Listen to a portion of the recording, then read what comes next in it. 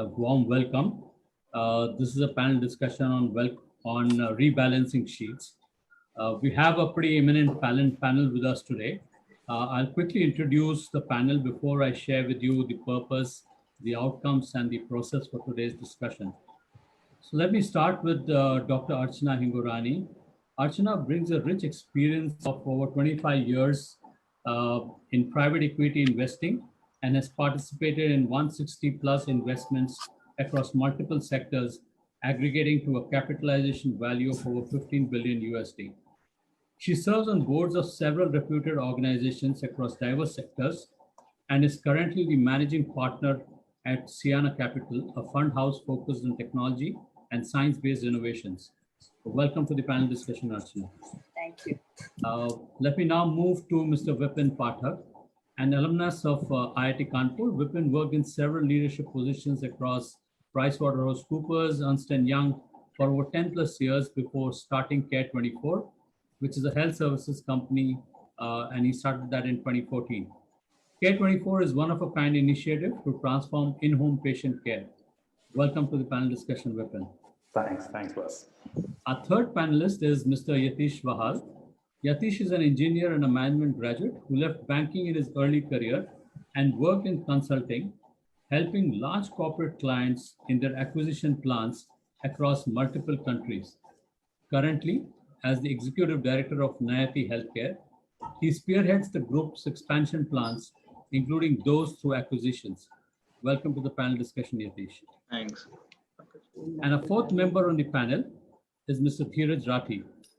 Dheeraj is also an engineer and a management graduate who brings a rich experience across supply chain, international business, and finance consulting. After working with over a decade for Johnson & Johnson, Dheeraj brought an exclusive partnership with Ecovis to India to set up Ecovis RKCA, and since then he's consulted with several organizations across diverse sectors. He's currently the principal partner of Ecovis RKCA. Welcome to the panel discussion, Dheeraj. Thanks, Pankaj. All right, so for everyone, let me now set the context for our panel discussion quickly. Managing working capital efficiently has always been critical for every business. In the current times, as businesses get impacted due to the COVID crisis, working capital efficiency has gained even more importance. The purpose of today's discussion is to get our experts to share their perspectives on parameters or aspects that impact efficiency of working capital and ways to manage those well. It is also to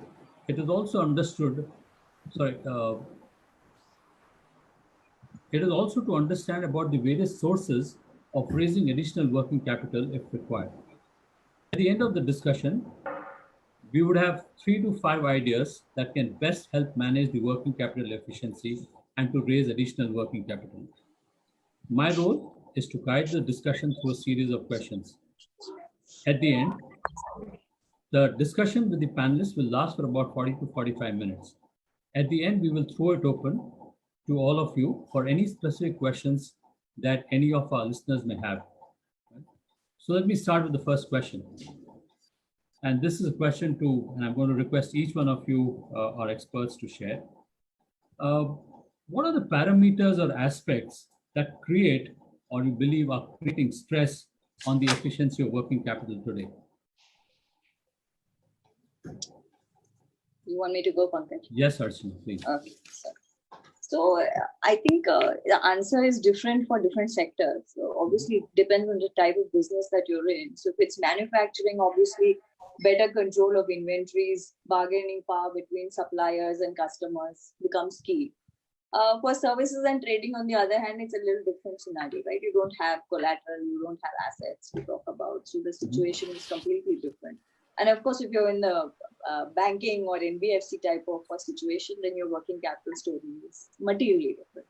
But if we were to just stick to, manufacturing and maybe partially services, in today's context, there are many things going on, but one of the biggest is the disruption in the supply chain. And it's two types of disruptions. One is, of course, the fact that there's a physical disruption, either of the manufacturing or of the transportation, etc.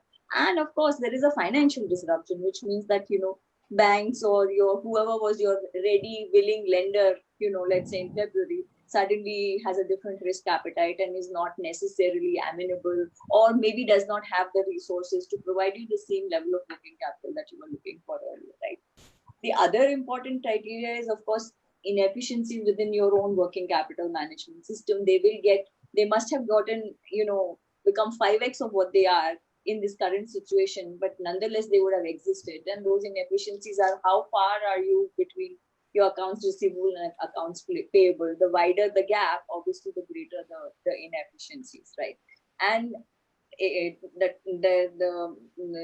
negative cherry on the cake in this is that we have no demand today, right? So that's the biggest factor that is impacting working capital cycle. So I think those are the 2 or 3 things that I can think of. Oh, thanks, Archana. I'm going to request Yatish to get his perspective on the parameters that are creating a stress on the efficiency of working capital. Pankaj, as Archana has said, computing the working capital is a function of the gap between the receivables and the payables. What is compounding the issues is, you are under a lockdown, and which is why universally this is happening, irrespective of which sector. So healthcare, which was supposed to be one of the insulated sectors, are also down to its knees. Because if the demand has vanished, today, barring essentials, you are not buying anything. The luxury goods, I would say completely, they've come up with these solutions where, they're doing home deliveries. But well, nobody is buying because everybody is unsure of how the times are going to span out. And therefore, cash is king, and one is trying to retain whatever one has got in the reserves. And one is trying to monetize. What has happened as a result is, typically, if you were to look at the working capital computations, and if you are leveraged, the bank always wants you to give a margin, and then the balance is typically funded. And in order to avoid risks or to improve the chances of recovery, typically a 90-day realization period is what is considered. Now, given that the 90 days have been under lockdown, you can almost imagine that there has been virtually, if not nil, then virtually negligible business. So there are no receivables.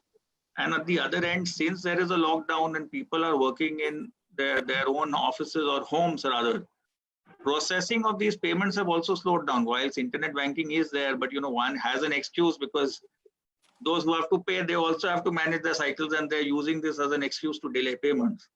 And so therefore your payments have also crippled. So you're not generating money. The debtors have moved beyond the 90-day typical period, while there are certain fixed expenses which you have to meet. Now, healthcare, further, the compounding is you need the doctors around because you want them to treat COVID or even the other cases that are there. Money has gone off. You're not making enough money. What do you do? So is there some way you can defer the payments? You can defer the salaries. Can you look at reducing the salaries, or would you want to give them ESOPs, or you look them at a combination of a pool? So these are things that as different sectors, each one of us are evaluating. Contractual employees, a lot of us, though there are certain dictates that were issued, but it has to all add up. That's being now renegotiated, and contractual employees being an easier target or easier to sort of get an exit organized are being dealt with in that manner. Because if you look at manufacturing, if you are not manufacturing, what you do with the labor, with the idling labor. So these are things that are getting managed. The government, accordingly, the RBI has given relaxations wherein they've asked or issued an advisory in terms of relaxing the mode for computing the working capital. So relaxations are being given wherein anything under a year, and again, when that is the fight, and so Archana and us, maybe Archana now in the private equity space will still support.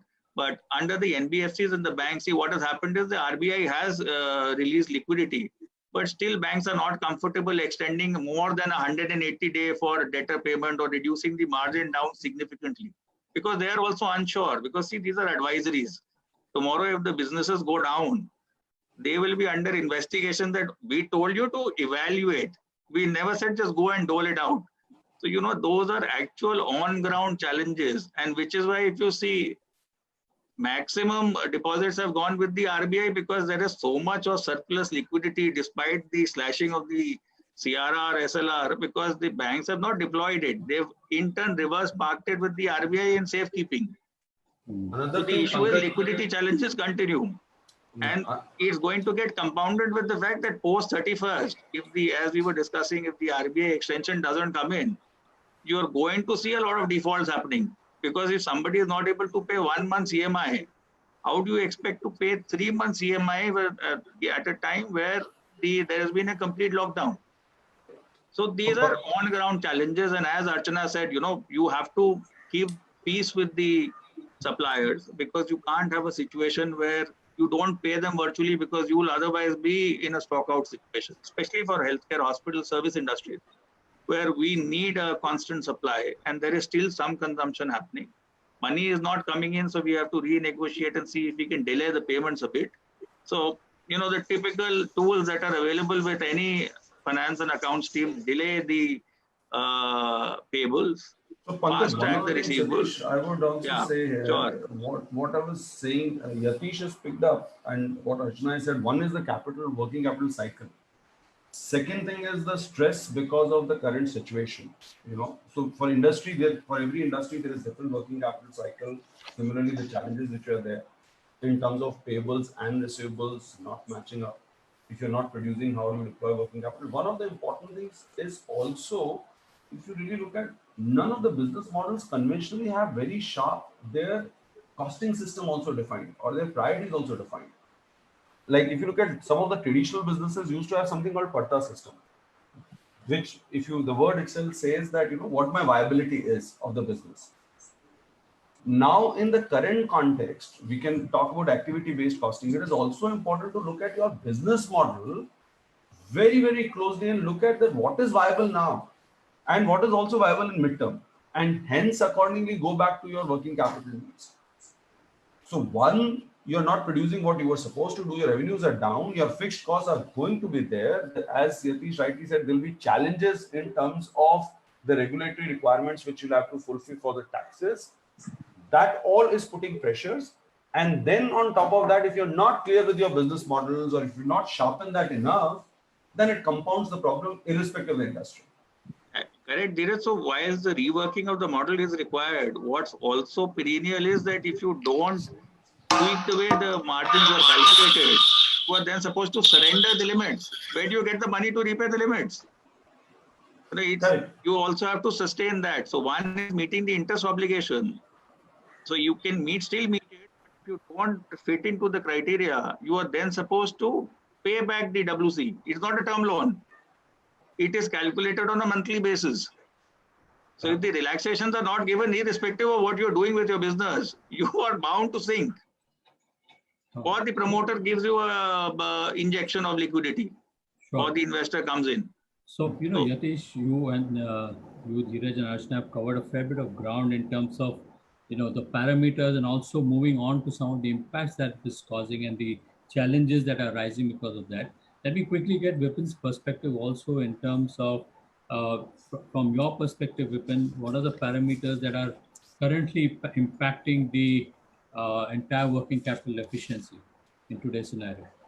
Yeah, so thanks, Pankaj. My sense is that, most of the grounds have been covered by people here. One is definitely look at aging all the time, and I think I'll take a little different stance in terms of what we have been able to do, so that there are some actionables that can potentially come out of it. Sure. One is we all understand and we have to model the risk. So when this COVID thing started, we are a home healthcare company. We have say about 2,000 people working on ground all the time. And we knew that because of, say, the supply wanted to work, the demand wanted the people out to be there, but there was no mobility, to be honest. Now, what happened was that because of no mobility, the people were just out of jobs. And we had the whole fixed cost was there pretty much with us. So what we started doing was look at every single line item in a very different way. So right now I'm sitting in my investor's office. I am not going to my office. I'm saying that that's an option, that if I don't go there, I don't have to pay rent. So we negotiated that we'll not be paying rent. Now this might not be possible for say a lot of people. I'm not saying that this is something that you can always apply. But I think if you start looking at your business. Sorry, Vipin, lost you. Hello? All right. We'll catch up once I think we finish back. Hey, sorry, Yeah. for some reason.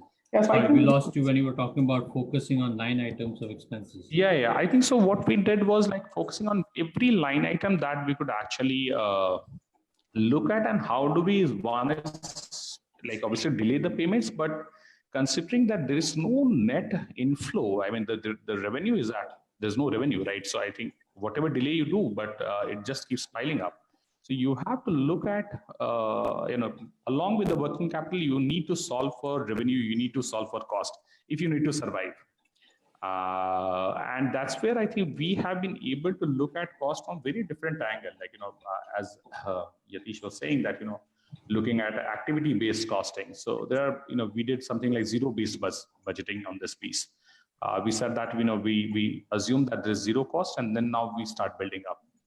Because at times like these, if unless until we reinvent ourselves in terms of every department, I foresee a lot of challenges for us continuously. So I think my suggestion for all businesses is that if we start reinventing the model, and further in the next examples, I'll give few things that we have been able to do, how to actually reinvent the model itself. And honestly, our burn levels are lower than previous. So I think I can share some examples later on. Sure. So thanks. So before I move on to the next question, the way I've understood, some of the parameters that are impacting the entire working capital efficiency. One, you all spoke about the fact that because of low demand, there's no money getting generated, the revenue's gone down. The processing of payments has slowed down, which is having a second impact. Third, that we continue to have fixed expenses because a lot of people are still there on the payroll. It's got impacted because of reduced lending from the banks. That there's a timeline that they're fixing for debt repayment. The other that I heard was that there is no definition of organization priorities, which is impacting the understanding of viability and therefore the working capital. Also, I heard about low focus on the aging and hardly focusing on the line items of expenses, and all of these seem to be having an impact. Various parameters that are impacting the working capital efficiency. So, just to understand from your perspective, which of these are the most prominent in today's context? I mean, so there are quite a few, and perhaps some of these have always been present. But in today's context, which of these are the most prominent ones as per you? Pankaj, I'll start with this. One of the things which Vipin said, to start going with a zero-based budgeting, assuming there's no cost, and then look at what is important for my viability or for my existence. So that means it having go back to your drawing board, get a clarity, and redefine your business model. That would be the first thing which would be the most important thing for you to do in this current circumstances. And then look at, as Yatish said, that like how can you then go back to if you look at working capital as 3 buckets, you're currently the working capital which is lying in your own business, one which is on the receivable side and one on the payable side. So they're vendors who are demanding money from you, your customers whom you have given money and you have to recover fast. So once you get the zero-based budgeting right, then you start looking at 3 buckets very minutely and say where I can squeeze in. Can I, example, reduce the cost, something which I can do in terms of getting the payment much faster from my payables. Some of the regulatory expenses will be must, but then constantly getting clued on. Another parameter will be to constantly getting clued on to the various regulatory updates which are coming in, how we can manage the working capital. So that's something which will be more prominent in my mind. Okay. Anyone else would like to add in terms of which of these? Again, it comes down to the same basics wherein, okay, there's a lockdown, so how can you still generate your revenue? So, teleconsult has taken over in our field, for instance. Fortunately, the government has also come up with policies supporting teleconsult. It wasn't as if it wasn't there, teleconsult, but earlier the government or the court orders were there that if you give a teleconsult, there is a mortality or something happens and the life of the doctor is virtually over, and then they'll be up for all sort of litigation. Now they've come up with supporting policies, And therefore, these are ways and means where we are trying to see if we can augment numbers. We are also going back using the data that's already available, that who's due to come in for a regular visit. We are forcing, the telemarketers are on right now trying to see if we can get an appointment done. So because you have to generate the revenue. As far as ABC is done, everybody is doing that in the business because there are certain fixed costs which you have to incur. In our case, for instance, there is a facility. So there is an operating cost. Machines have to be, in an air-conditioned environment, certain basic hygiene has to be maintained. And even if there is zero patient, you still have to be prepared to admit. And therefore, there is that skeletal staff. So there is a rostering on. One is looking with and closely working today with legal to ensure that, okay, without retrenching, can we look at a leave without pay policy being introduced? Because, again, the line items are the same. There are costs and there is revenue. So revenue stopped. Is there some way to augment revenue? Is there some alternate to bring that in? Can we take up some consulting assignment somewhere, do some international consult? So that is something that's been done in the healthcare or whichever domain we are in. So revenue is one. Now on the cost, what is it? So top management, can we take a salary reduction? Can the promoters not take salary for this duration? Can we look at a slab-based reduction? In terms of inventory, can we liquidate the inventory and generate some amount of cash flow because that's already paid for inventory? Somebody in some other system, because of a lockdown, they are not getting it. Can we, within the pool of hospitals, try and procure the items in one go at a more reduced rate? So, as an industry, we got together and we started to import for entire north-based hospitals. The demand was computed and we imported an entire chunk from China, for the PPEs or the gloves and the disposables, and brought the cost down. So it has to be a complete value re-engineering, because whatever dime you spend and save is what's today contributing in reducing your losses. There's no chance of generating any EBITDA in these months, but at least you can minimize the losses.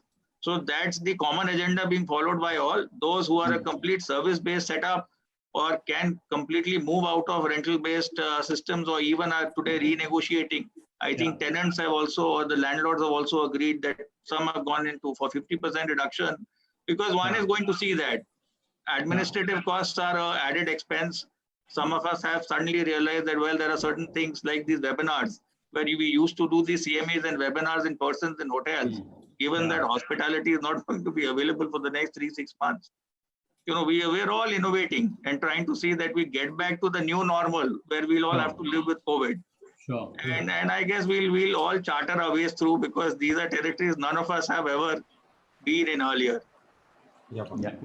So we can. Okay, so I think I'm just trying to broadly summarize what Yatish and Pankaj said, and I had written almost the similar points. So I think just on a snapshot. So I think first what we discussed was understand the model and the risk. Secondly is you have to get it funded. Either you get it funded from your customer, you take a loan, you take, say, moratorium, something. You have to fund basically. You have to have capital now at whatever cost. So what we did was we took a loan from, say, SIDB to make sure that we did not need, to be honest, we did not need capital. We had just raised on the equity side some time back, but we wanted to have our investment and expansion plan kind of going on. So we said that, why not use it as an opportunity, because it was coming at a very, very low attractive cost, interest. So we said that, okay, let's fund it. And what Yatish touched upon, I think that's very, very important point. I think I just wanted to make sure that does not get lost in the conversation, is revenue augmentation. Every single person has a chance and a way, and if we focus and if we brainstorm, we all have definitely strong expertise to do revenue augmentation. Today, if something is not working, I have 500 ways that I can come up with to generate revenue. So I'll just give you one example. We were into home care, where we were looking at largely patient being serviced at home, and they were requiring some consumables. We had some connects with the consumables, which was largely on the piece of syringes and all. We saw once, say, a lot of hospitals and a lot of people started calling us that, do you have, say, some connects on the procuring the PPEs and everything. Believe me, in the next 15 days from then, we started saying that, okay, why don't we focus on that supply, and can we generate more revenues? In the last 1 month, we have generated more revenues than our core business from just this what you call as like let's say procurement and help on that. Good EBITDA, we have been able to generate a profitable revenue out of that. Whether it is strategic, I would not say that it is strategic, but maybe it is not the time to be very, very strategic at times. It is time to be opportunistic and make sure that, the company survives. So I think hospitals and every single healthcare worker and management team and everyone. I mean, yesterday I got somebody a contract that, the government wants to set up a hospital in Rudrapur. Can somebody do a project management consulting? I passed on that contact to someone senior and saying that, why don't you help it? I believe that they are going to kind of set up some 600 crore hospital out there. So I think if we start very, very aggressively looking at revenue augmentation, that's a very, very, very important factor. If I was to stress on one single parameter that is kind of going to, that can become, say, that Noah's Ark for us, I think it would be revenue augmentation. Because whatever else you do, if there is no revenue, there is no business, there is no us, there is no management, there is no promoter. Yeah. So, thanks, Vipin. So, from all you guys said, the key parameters that I heard are really three. One is this whole assumptions that the cost and the business model that we've always had will continue going forward. And that seems to be one parameter which is impacting. The second that I heard is the whole parameter of generating revenue and the fact that revenue has gone down. So generating revenue, finding ways to generate revenue, if that's not done, it's a concern. The third I heard was about certain fixed costs which are there, and therefore the need to fund fixed costs and find various ways of funding. Does that resonate with the key parameters that from all that you said? Yeah. So, if we don't take care of these parameters, what is the impact on both the organization and the employees who work for those organizations? So Pankaj, one of the things is that, existence, when you, as Vipin said, it is about existence at this point of time and constantly innovating. To give you example, like, two of my... Dheeraj, that's the way to do it. I'm just saying that if the organizations do not take care of this, what are the impact and implications of this on either the organization and the employees both? Yeah, so impact would be you will get into negative cash cycles. You will get into a higher debt. You will actually end up creating a model which in future you would end up having more costs around on terms of your capital which you have raised. So that's one. And in terms of employees, there is a tendency to generalize everything, right? I mean, you say, okay, I'll reduce the cost for everyone without looking at that. There might be the most talented employees which you might need to retain. You might also decide to reduce their cost, while the people who are average performers, you might also decide to reduce their cost. So as a result of which, what will happen is that you might lose some of the talents, which will further complicate the situation you are in. I think, Dheeraj, that point is probably quite important in the sense that this is also an opportunity for all businesses to relook at the staffing that they have. For example, some of our investing companies have gone in and rationally said, okay, these were non-performers in any case. We don't mind letting them go. But there are performers, either we keep them or we keep a funnel of opportunity open that we can bring them in very quickly once the businesses start to trot back to normal. There will be some normalcy at some point in time, right? So you have to keep that door open. You can't just say that, I'm just going to get rid of a bunch of staff or, do whatever. So it has to be very rational. But to Pankaj's point, it's obvious that if you don't have proper, we are talking about working capital, but actually we are talking about how to run a company. Essentially, if you look at all the points that we all have raised, that you will have, your asset turnover is going to be an issue. It's a vicious cycle. Your working capital will get, you'll try and refinance it from somebody else. It keeps going round and round and ballooning. At some point in time, it becomes unsustainable. So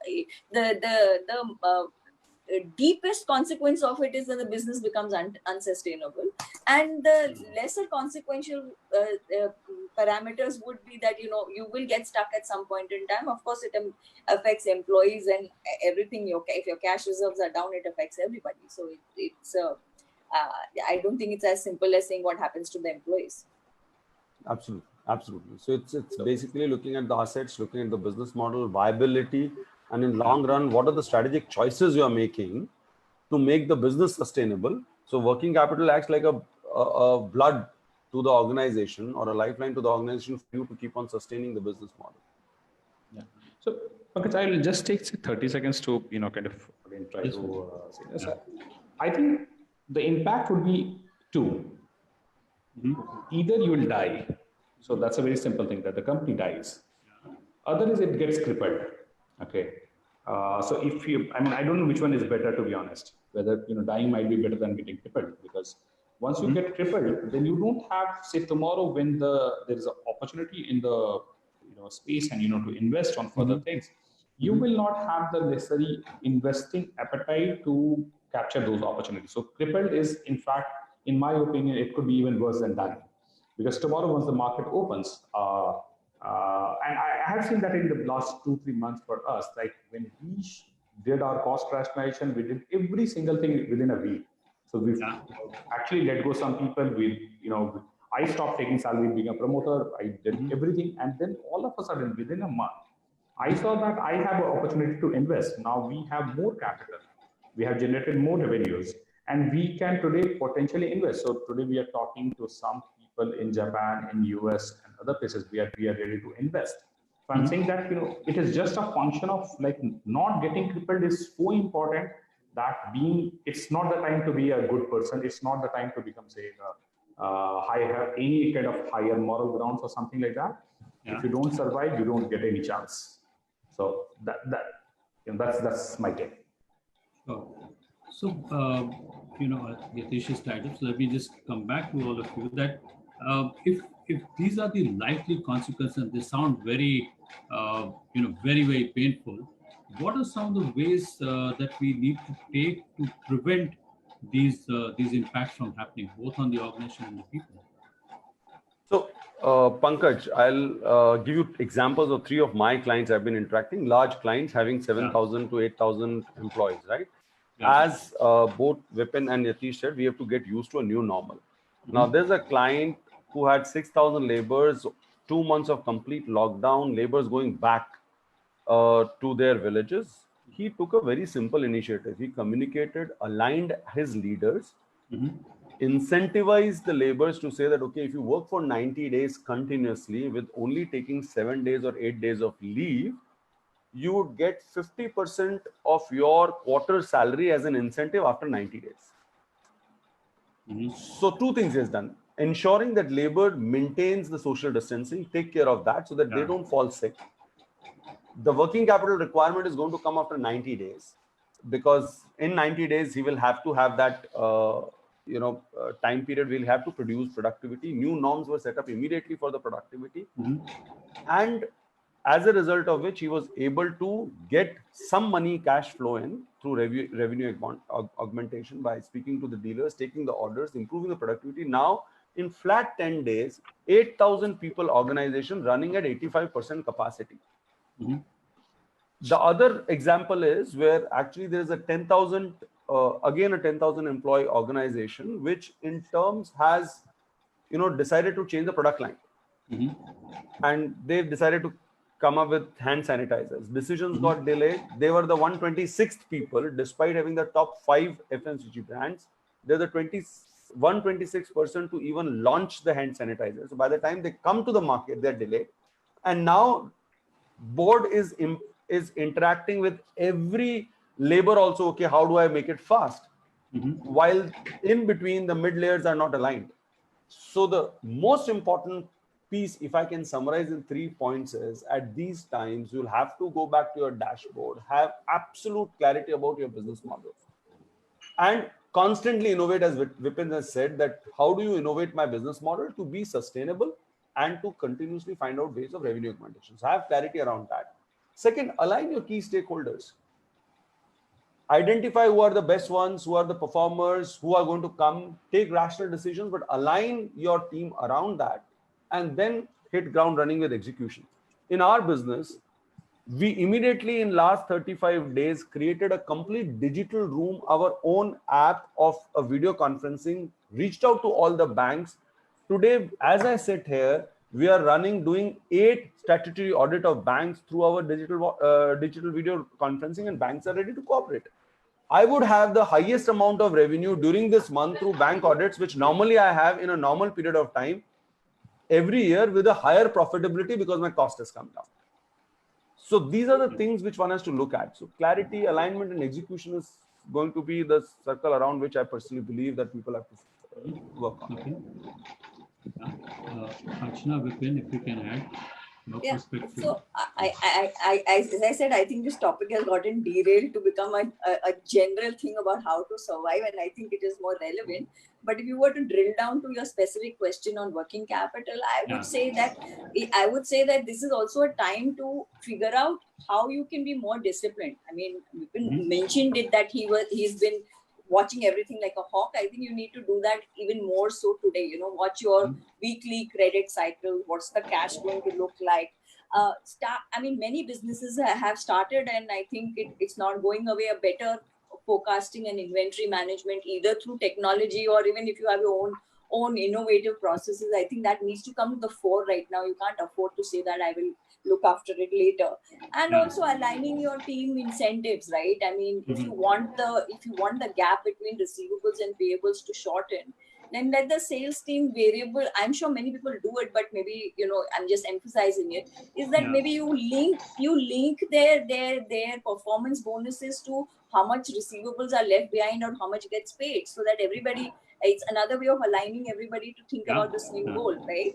And obviously the other, I would think that in this situation, the first thing I would have done if I had a business was to go and see how I can lock in as much cash flow as possible from third parties, because I don't know where it is going, how long I need to service. I mean, it's okay to say let's get rid of employees, etc. But maybe a particular business is not amenable to something like that. Then I would start looking for as many sources of capital as possible, longish in nature rather than the working capital type, because you know working capital comes with margins, comes with short repayments, high interest rates. The only discipline you have to have with longish type of capital, either equity or debt, is that you should have the discipline to utilize it in a proper manner. Because what happens in businesses when you get cash flows, you start thinking, you get comfortable with the fact that you have money sitting in the bank, right? So you have to be in these situations. If you can get that longer line, maybe, you know, it's a working capital, it's a short-term loan. Maybe it's not for you know, that 90-day types, it is, you know, some 1-year types. If you can get those kind of things, you know, a lot of people went into the market during the lockdown and started borrowing in commercial paper. The larger firms, obviously the smaller ones may not be able to do it, but I'm saying you have to also be innovative about how you bring in cash flow that you can use to run the businesses. I would think that those would be two. There are several others, but I'm going to let other people also get a chance to speak about what they think. Thanks, Archana. I will come back to this whole point of the sources of getting in some working capital, which you pointed out, in addition to the others. Vipin, anything you want to add at this stage? Something, actions that we have to take to, you know, prevent the impact that we spoke of this whole working capital inefficiency? I think Archana mentioned that point very rightly, that, you know, on the receivable side, you incentivize the people that, you know, the amount has to kind of come in, and you need to kind of be a little innovative about it. So what we did was, would say, additional discounts to customers. So we got basically the working capital. I mean, the best is to get it funded from your customer itself, right? I mean, that's the cheapest, honestly, the fund that you'll ever have. So I think we got that funded. And even with our vendors, we negotiated saying that, you know, some of the payments can be deferred. Let's say the lease lines that we have and stuff like that, that necessarily, wherever there is a variable cost for, say, the party which is in front of us, I think they could potentially delay it for, you know, a lot of payments. So I think getting the money from your customer would be the first priority, and for that you need to incentivize the team. So we were falling in that loop for, say, a period of 3-4 days, but being a startup, I think we always talk in weeks. So luckily we were able to catch it, and we actually increased our team strength on the receivable side. So we increased it to almost like 2x. We had only 3 people, we increased it to 6 people. I think we got it under control. So if you put the right incentive to the customer, best is to get it funded from your customer. Okay. Yatish, anything you want to add? All right, looks like he's tied up. So from all the points that I heard, you know, things that will help. One is in terms of getting more discipline, which is about doing a zero-based budgeting, as some of you spoke of earlier, relooking at each of the line items and things like a weekly credit cycle, improving forecasting, as Archana spoke of. The other piece I heard is about aligning in team and the team incentives to receivables, which makes a big difference, which in some way sort of gets the funding and giving additional discounts to get funding from customers, locking in some of the cash flow from third parties. Perhaps it's one of the same. I don't know. And also looking at new sources of capital and innovating in that. So these are some of the ones that I heard. I just want to quickly bring this to a close on 2 points. One, of these, which ones are the top two, or if you were to pick top two from your perspective, which ones would those be? And I'm quickly going to go around to get your perspective in the top two, and then we will talk about the source of additional working capital. My choice, Pankaj, is always get it funded from the customer. Okay. Yeah, that's first choice for me. Yeah. And because that's the lowest, cheapest capital that is possible. Okay. Not easy, but that's my choice. And that's through additional discounts. I think additional discount, chasing innovative ways of saying that, I give you a package. In our case, I think you would have different, but get it funded from your customer. All right. Lowers the risk of NPA also, actually. Yeah. So second thing, Pankaj, would be like, see if some of your fixed cost can be released, and, see if we can get some of these, like Vipin said, that, relook at your, cost in terms of, renegotiating rentals. Yeah. So that would be another option, that I'll actually look at fixed costs and see if I can release some of my capital from there. As Archana rightly said, we need to have as many sources as possible lock in, because we don't even know how long it's going to be and how we require. So that would be second. And then also renegotiate some of with the vendors. And particularly if you have large stable vendors who want more business, and if you have a robust business model, then go ahead and say that, look, I will, like, say, for example, today, we're doing the reverse of it. In fact, we are picking up as many audits as possible, knowing that we have more technology backup and we can reduce our cost. But I'm locking in for my revenue for next 3 months. But I'm helping with some of the working capital with my sources in the banks. But in the terms, I'm also locking in some of my working capital, but creating revenues for future. So that is one thing we can look at that. Right. Archana, what would your top two be, just to give a sense? No, I agree with Vipin. You have to get the cheapest source to fund your working capital. Yes, and I also think that trying to, I had written down, try to renegotiate your payables, your receivables. So this would be one of those pieces, right? I think that's probably topmost. I mean, I don't think that. The last question before we move on, I know, throw it open to the viewers, and I can already, the listeners, I can already see 1 or 2 questions that have come in. In terms of sources of funding additional capital, you mentioned a short-term loan and being innovative in getting cash. If you can just, share 1 or 2 more ideas to to fund additional working capital. So I don't know. I simplest obviously is to go back at Vipin mentioned SIDBI as a working capital provider. They have decided to do that for all businesses that are profitable, and then they also have a line for non-profitable startups, etc. So there are these avenues, but I don't know many other businesses normally also try and use discount, bill discounting, factoring, equivalent of telling the customer, I'm going to give you a cheaper solution. It is the same as getting it discounted, right? You can do that in the markets if you are confident of the base of customers that you're providing the discounting for, or business credit cards, probably some of the easier things to do, to be able to alleviate the pain. But my sense is that you would you would have to seriously think about longer forms of capital. It could be, especially in this situation where you're re-looking at everything, and there may be a need for equity injection, and you should not shy away from it if it helps you stay non-crippled, using Vipin's words. I mean, you don't want to be dead, you don't want to be crippled either. And if the solution is to get in a short of equity, then one must do that. So I think capital structure has to be realigned completely. That doesn't mean it's only focus on working capital. There can be, many other sources, maybe convertible debt if you're not convinced that, or, convertible equity if you think that, you don't know what it's going to look like and you're more comfortable with a performance-based link parameter. So there's so many options to that.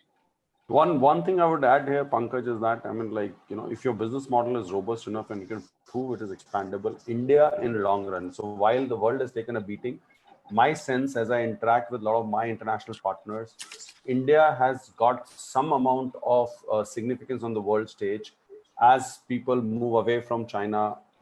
I mean, I'm not saying, I'm making a slightly controversial statement, not that people will move away from tomorrow, but India has more significance on the world stage. And if your business model is strong, there is chances that you can also look at some of the convertible debt, and you have also get some of the possible sources of long-term capital from foreign sources also, which one should look at depending on the businesses they are in.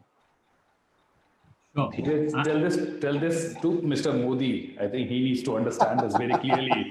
I am dying, to make him understand this. So Vipin, we'll take it offline. We are currently working with you should join Pan IIT alum team where we are working very closely to see if we can create some alternate, but we'll take it offline. Yeah. Okay. I hope you can see. I've just put down what I heard from all of you and tell me if any of these need to change before we throw it open to our listeners. So as I heard, the key parameters that impact working capital efficiency, one is that believing that past costs and business model will continue going forward, generating revenue and finding ways to fund costs, especially the must fixed cost. And some of the ways to manage these parameters is funding from customers, releasing fixed costs and negotiating with vendors.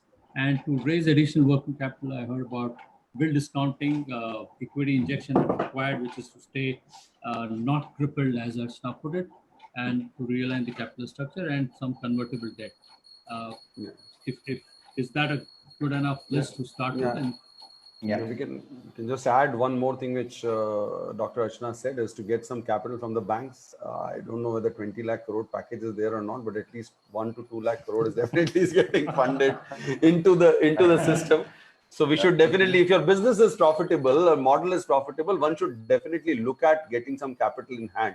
More from anything else, if you're confident of a business model, keep capital in hand. You will get opportunities in your sector in next 6 months. That would I would say. Okay. All right. So with this, thank you so much for sharing. I'm going to throw it open to our listeners if there are questions that they have. I thought I saw some questions. So one question is from Parag, which is, how will the reduction of fixed cost help enhance liquidity in the business? Would any of you like to respond to that? Sorry, say that again. How will the reduction of fixed costs enhance liquidity in the business?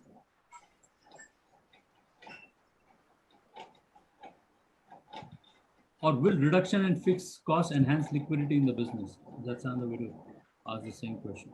Yeah, so assumption here is that you are going to not default that on the fixed cost. You're going to pay for that fixed cost. And if you can reduce that fixed cost, obviously that capital is now available for increasing the liquidity. So definitely it is there. So for example, I'm having a fixed cost of a rental office, and I'm assuming that I'm not going to default on that. So rather than paying on a rental office, if I can just move that and put it onto some digital room. One other example, a very live example, one of our clients, a big let's say industry association, they had a lot of funds available for them to create a real estate asset in terms of a convention center. And we were talking 2 days back, and they said, like, there are enough convention centers which are available. Rather than investing money there, they would book up 100 days or 50 days into existing convention center, because they can renegotiate at a better price but they will create a virtual convention center now, which will be first of its own kind, which would means that having 3D facilities, 3D showroom facilities. Now that's very unconventional thinking. So rather than having the same capital deploy for something which is available in the market and can be used at a fraction of a cost on a rental model, they would rather deploy the same capital in creating a different form of a fixed asset at a much lower cost, which will immediately start generating revenues. Because now it is a new norm to interact on webinars and having product demos. And in fact, last month, one of our clients decided to launch a property on a Zoom, on a real estate. I'm not saying that like right or wrong, but I'm just saying that, look, that's how it can be done. Yeah. Okay, I'm going to move on to another question. Is how long do we anticipate the decline in surgeries, IPDs, OPDs to continue, and what measures are recommended from revenue augmentation standpoint? Yatish, I don't know. I'm sorry, can you repeat the question about IPD and OPD? So how long do we anticipate that the decline in surgeries, IPDs, OPDs will continue, and what are the measures to recommended from a revenue augmentation standpoint? So I guess that's about in the current scenario, what do we do to augment revenues? So, well, if you look at some of the companies that are in this space, they were providing services inside OPDs, and now they have to move to outpatient departments have become online departments, right? So how long it is going to last is a function of whether the COVID comes back, when we release it, etc. But in the interim, everybody has started providing this alternate model. Yatish touched upon a little bit, but many of them have started to provide online OPD services to their, and it's revenue augmenting because the per patient charge that they're able to ask for is a little bit more in this situation, and therefore at some level, it's a different business model. So people are experimenting. I think it's lopsided right now that everything is going online. So once everything hopefully comes back to normal, you will not see this component go away. You will see people continuing to say, okay, if I can do it from home, all I need to do is for the doctor and me to see each other, and I tell him what my parameters are, and he can tell me. I don't need to walk into the hospital, right? And right now I'm very worried that maybe it'll come back, etc. But you will see some transformation. Maybe if online consults were let's say 5% of the business model earlier, they will definitely move to 20-25% post everything getting over, at least in my head. Okay, thanks, Archana. Here's a question for Vipin, because maybe it's already answered, but the question was, what are 1 or 2 steps to be taken as a corrective action?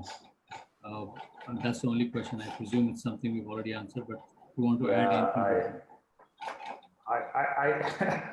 I don't know. I mean, I have already sort of said 2 things. I think, one line that everyone should think about is, and though it's a cliche now, that what Churchill says, that let the crisis not go for a waste. Okay, so this is a crisis. As business people, we all need to kind of not only survive but create something out. And there's nothing wrong with that. That is something that you have to accept, and then everything works out. So Pankaj, again, I would just give one point. I know Dr. Archana has said that we have been talking more of how to run a business efficiently rather than working capital. But the way my take is that there is enough and more capital, let's say enough and more currency has been printed in last 4 months. Everyone in the name of stimulus packages again printed a lot of fiat currency globally. So that's going to come into the system at some point of time in next 6 months. And it will come to people who can survive, people who can prove that they have an efficient business model, and people who can get focused with a lot of clarity. So if this is going to happen, so it's just a matter of time, and demand is going to come up again, right? So so 1 or 2 corrective action. I'll go back to say that, look, get your fundamentals right. Look at, in whatever circumstances, you can still have your profitable business model. Okay, I'm going to quickly move on, Dheeraj. A few other questions. There are a couple of more, 4 or 5, so I'm not sure we close that. Another person has written, Bala, that the credit ratings have been under the scanner before the pandemic. How do we see that perception improving for easing bank credit flow? Dr. Archana should take this. Dr. Archana is the right person to take this. So I don't know whether, changing credit rating agencies themselves, I think because of the fact that they all have been heavily scrutinized even worldwide, they have obviously improved their parameters. That is, it's not to say that they're going to go away or people should believe them less, etc. But I'm sure their parameters also have become a little bit more stringent, as well as they are themselves innovating to pivot in this situation. So I do see them coming up with better and quicker ability to evaluate particular companies, especially if they need to have a credit rating in order to get either a better interest rate or a longish tenor of debt. Okay. Question for Vipin specifically from Anjan Bose. How is the home care segment specifically going to think of creative solutions to survive this whole pandemic and grow? Yeah. So, see, home care as such has seen honestly some sort of surge in demand. The only the mobility issue of people. So home care as such, we believe, and I think the whole world is sort of supporting us in the sense that people are looking at solution at home. So whether it is working or whether it is healthcare, people kind of are more than ever ready to take a solution at home. We are trying to create a couple of more offerings for this segment, which could be even lighter service offerings, like a chronic care management at home, immunization at home, vaccination at home. So these are some of the services that we have just started with Delhi government a couple of weeks back. So these are some of the services which has come as an opportunity, and now the acceptance of this seems to be much higher. I think once this is over, then we should come stronger. Okay, great. I think we have time for just one more question. There are a few more questions in the chat room also. Yes, there are. So I'm just going over to those. But we need to quickly take one more and then move on. Yeah, because I have another call, so I think I might drop off sometime. Yeah, sure. I think it's just another 4 minutes more. We should be done by then. So one quick question. How important is it for businesses to have lean operation models for sustainable capital structure? While it may help in challenging times like this, does it reduce the opportunities for additional revenues? This is from Akshay. Yeah, so Akshay, we touched on this. You're right. I mean, I said the leanness obviously is important. You always want to be lean, right? But you have to have the ability to be able to quickly go back to a higher capacity of production or whatever that your business is if there is demand. So you have to have that flexibility. That's what I meant when I said, you have to reanalyze who your employees are, what you're doing with them, who are you giving up on, who are you putting on standby, so that, whenever you have opportunity to actually have some level of normalcy, or maybe a completely new section that you need to create and grow really, really quickly, you have to have that flexibility. So it's always a balance. You can be lean and not be able to grow at all. You can be lean and have capacity to augment both financial as well as human and capital, other resources to ramp up, or you can be have a lot of bench strength and not be able to do anything with it. So it always has to be a good combination of the two. Right. There are 2 more questions, but I don't think we have the time. We'll perhaps send it across to the panelists, and at an appropriate time, you can respond to those 2 questions. So on this note, let me thank each one of you. Yatish has been tied up, but Yatish, thank you for being there. Archana, Dheeraj, and Vipin, thank you so much for your contributions. I'm hoping that the listeners found this to be useful and insightful. And if there's a way to get feedback, then that'd be really fantastic. So thank you so much. Thanks a lot. Thank you, Pankaj, for maneuvering the whole process. I know it's not easy to do that with so many people. Thank you. Thank you. Thanks, Dr. Thank you Archana. all. Nice connecting with Vipin. Thanks, Yatish. Yeah, nice connecting. Bye. Bye.